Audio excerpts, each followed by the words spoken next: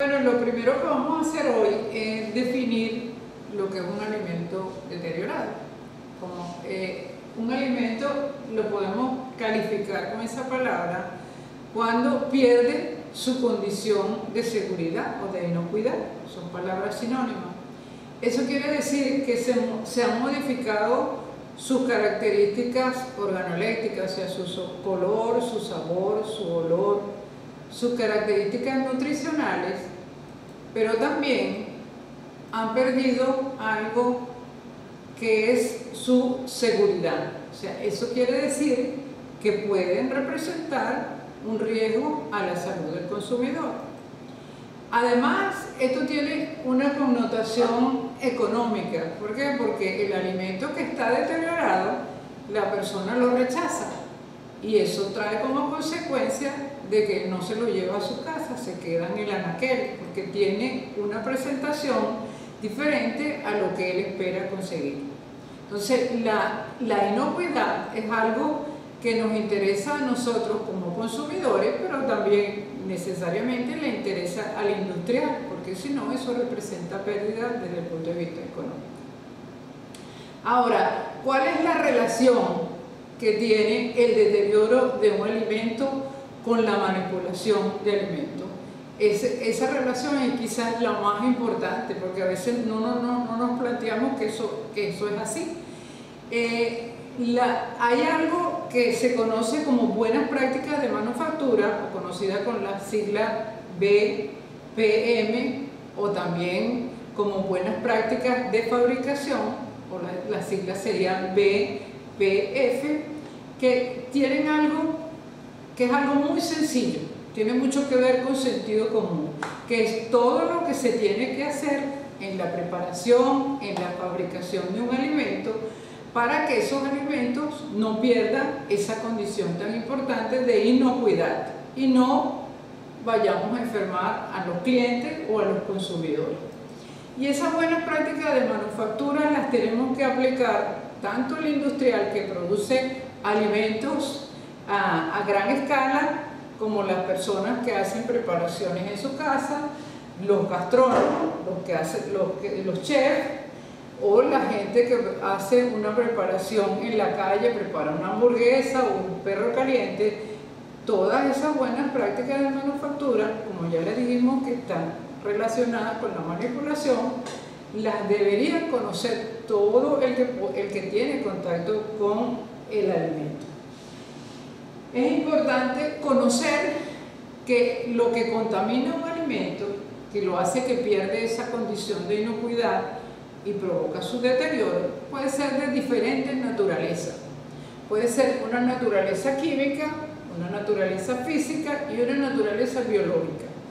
Nosotros vamos a ver de manera sencilla cómo pueden ocurrir, cómo se pueden presentar esas sustancias extrañas de distinta naturaleza en un alimento.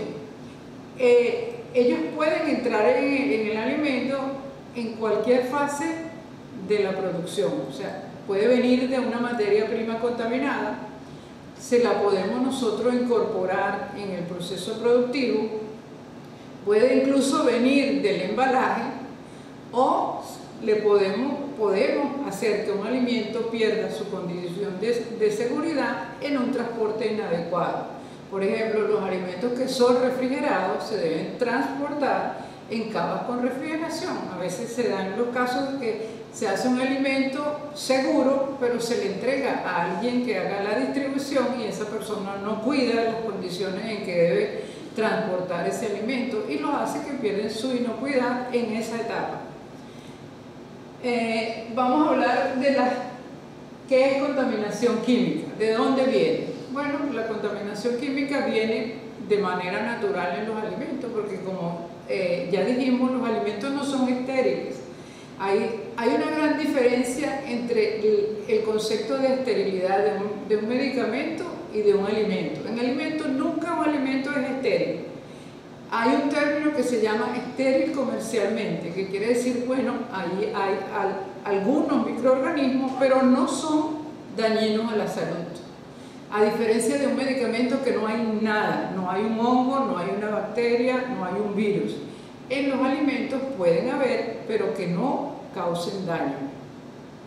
Esos microorganismos producen sustancias que se llaman enzimas y se provocan ciertos cambios que son normales en los alimentos. Por ejemplo, en las frutas y los vegetales, ellos siguen su proceso de respiración, y durante esos cambios que son producidos por organismos vivos, se van a producir enzimas, compuestos químicos, que es lo que hace diferencia entre una fruta madura y entre una fruta verde y una fruta madura.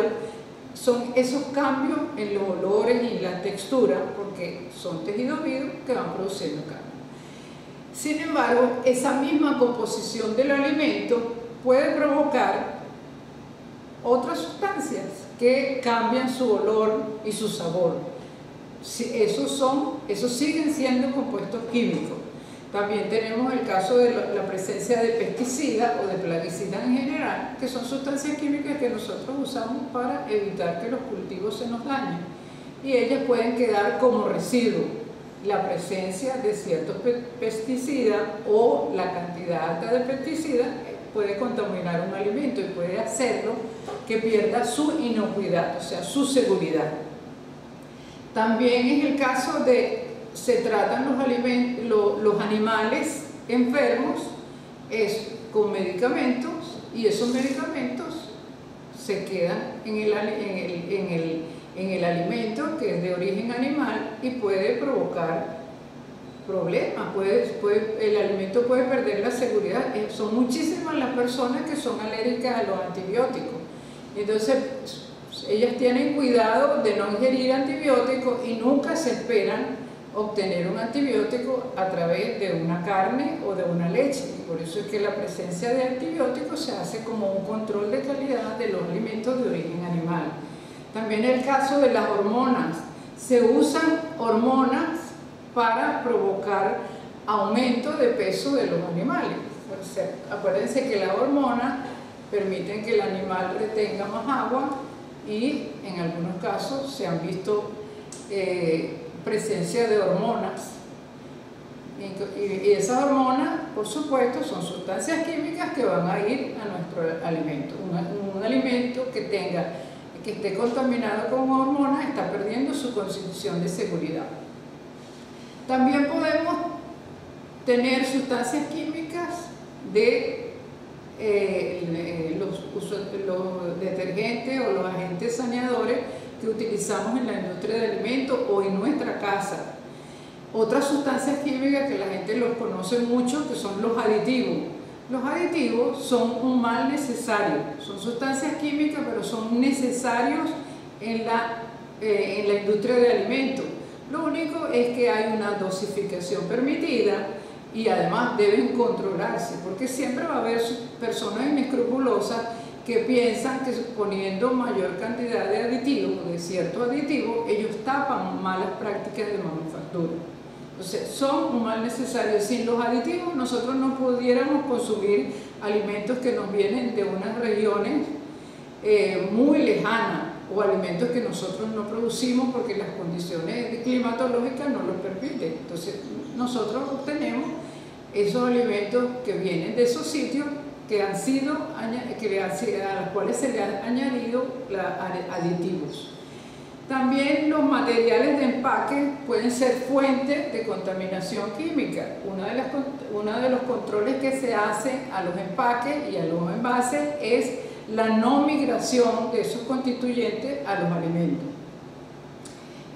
También puede haber contaminación por el equipamiento que nosotros usamos. O sea, si nosotros usamos, tan sencillo como eso, si nosotros preparamos un alimento en una olla que tenga un compuesto, un hierro, una aleación que no esté debidamente protegida, ese material migra hacia el alimento. Entonces, como ya ustedes ven, la causa de contaminación química es muy variada, y en cualquiera de esas etapas el alimento pierde seguridad.